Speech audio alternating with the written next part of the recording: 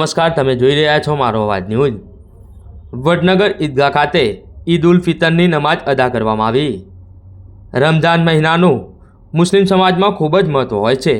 રમઝાન મહિનામાં મુસ્લિમ સમાજના લોકો રોજા રાખી નમાઝ અદા કરી જકાત નીકાળતા હોય છે।